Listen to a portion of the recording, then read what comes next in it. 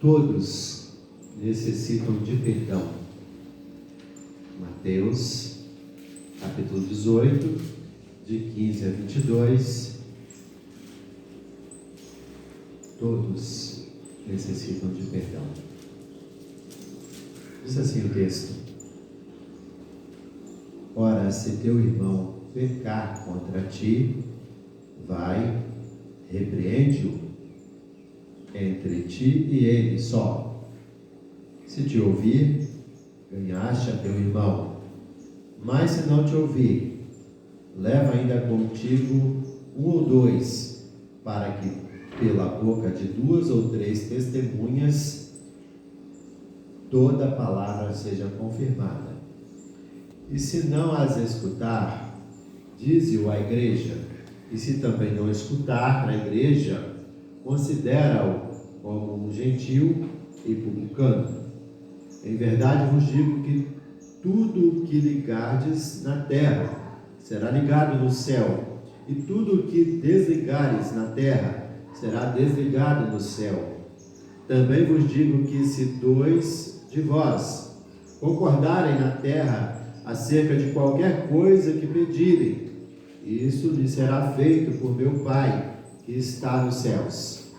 Porque onde estiverem 2 ou 3 reunidos em meu nome, aí estou no meio deles. Então Pedro, aproximando-se dele, disse: Senhor, até quantas vezes pecará meu irmão contra mim, e eu lhe perdoarei? Até 7?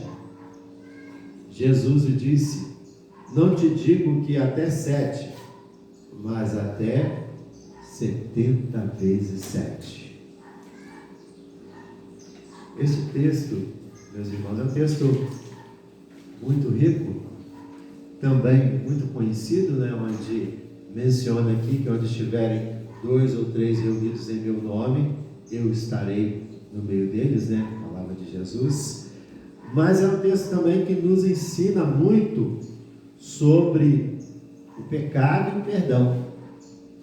Este texto, ele nos orienta que quando percebemos o pecado, ele deve ser corrigido imediatamente. Então, o primeiro versículo aqui nos dá conta da seguinte palavra: se o teu irmão pecar. Então, a versão mais aceitável, né, a tradução mais aceitável, ele não tem contra ti.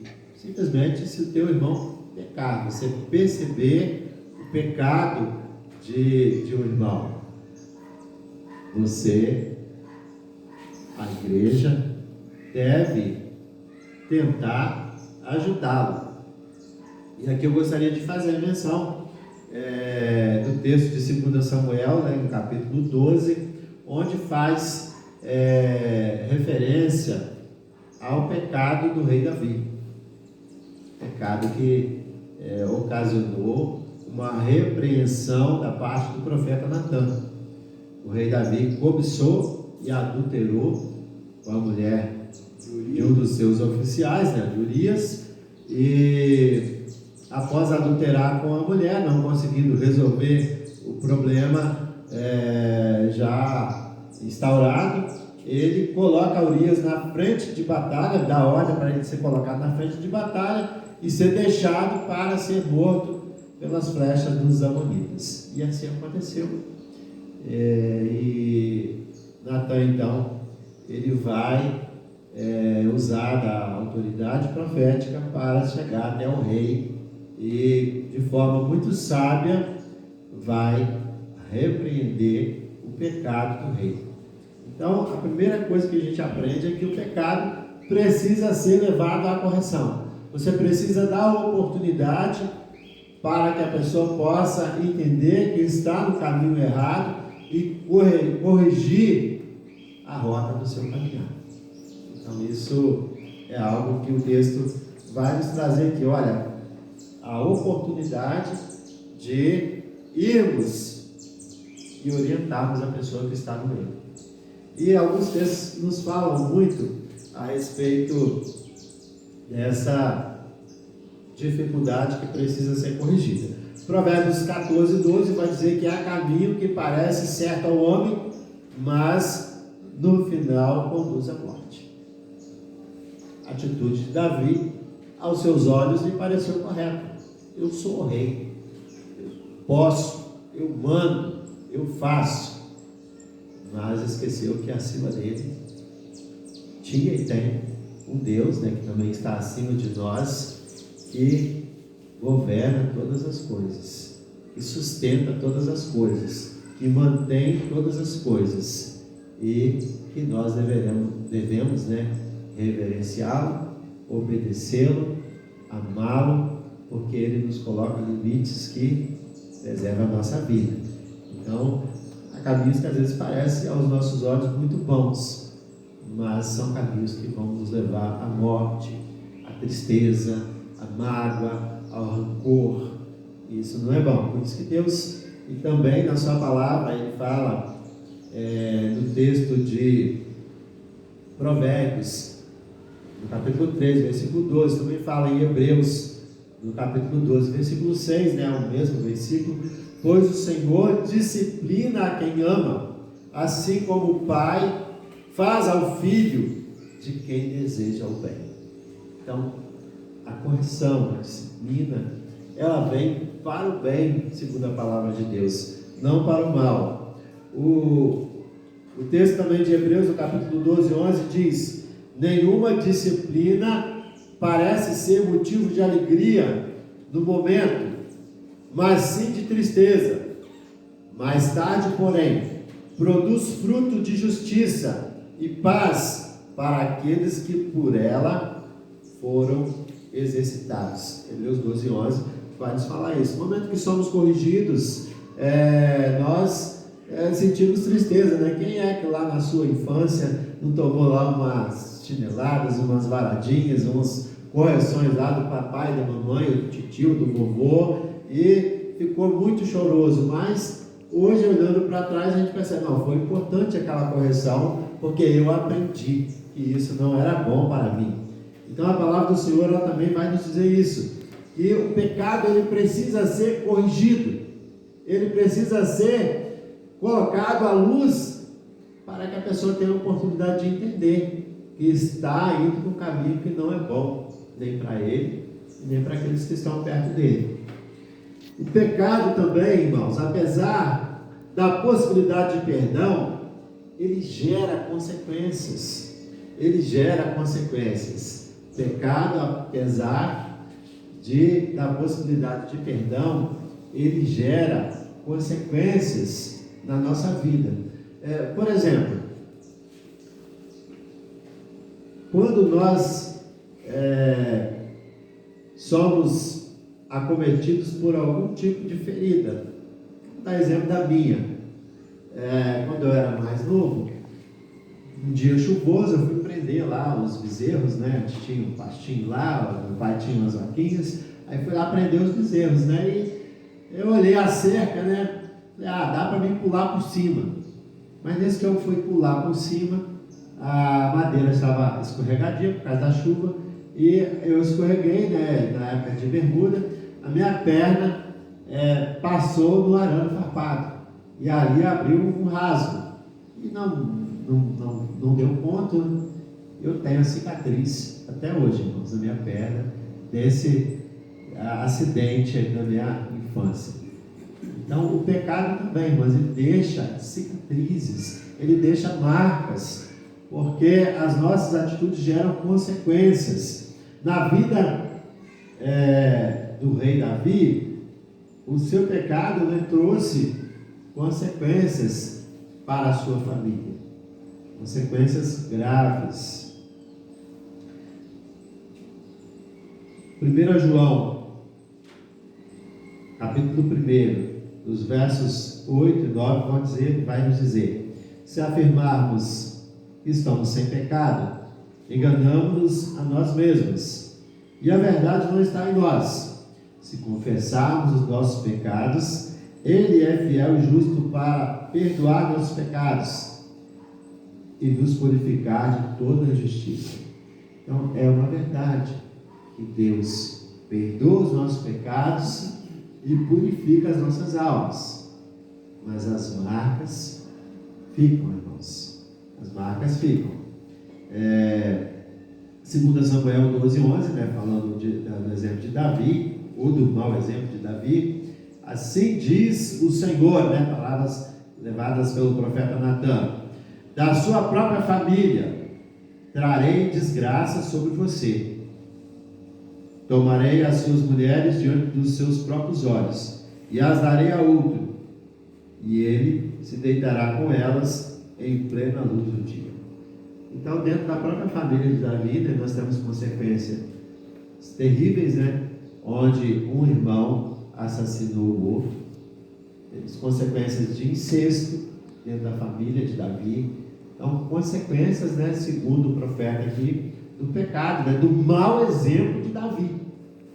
Então, o pecado dele trouxe consequências terríveis, porque ele deixou um exemplo também ruim para os seus filhos. E os seus filhos praticaram também coisas que não deviam praticar, porque olharam para a vida do pai e perceberam esses erros. E acharam também que podiam fazer errado. Mas as consequências vieram tanto para Davi quanto para os seus familiares que também erraram. Então o pecado, ele tem a possibilidade do perdão, mas as consequências ficam. Por exemplo, a Bíblia diz que é pecado matar, é pecado roubar. A pessoa pode se arrepender, mas está lá no Código Penal que ele vai ter que pagar pelo seu erro. Há a possibilidade dele ficar preso, e tem lá um determinado tempo, já determinado, para ele pagar pelo seu erro na prisão.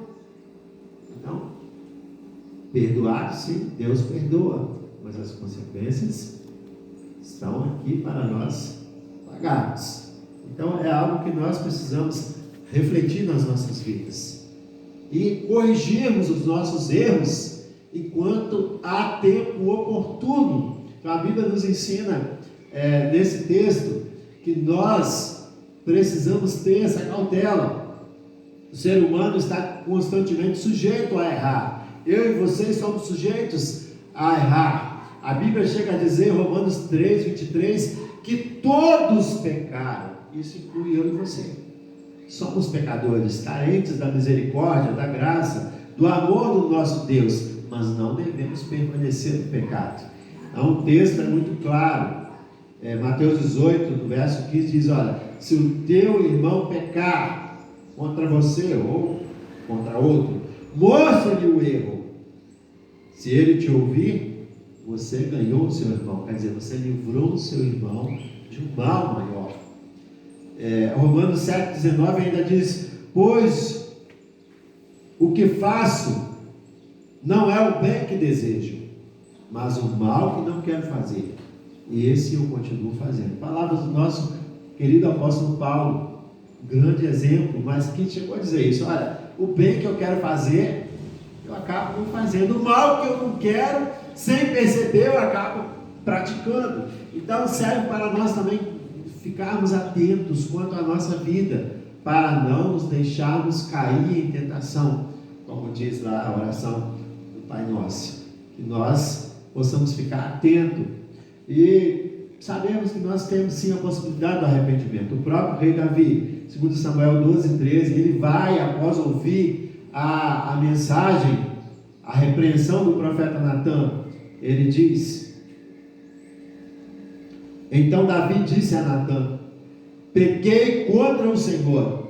E Natan respondeu: o Senhor perdoou o seu pecado, você não morrerá.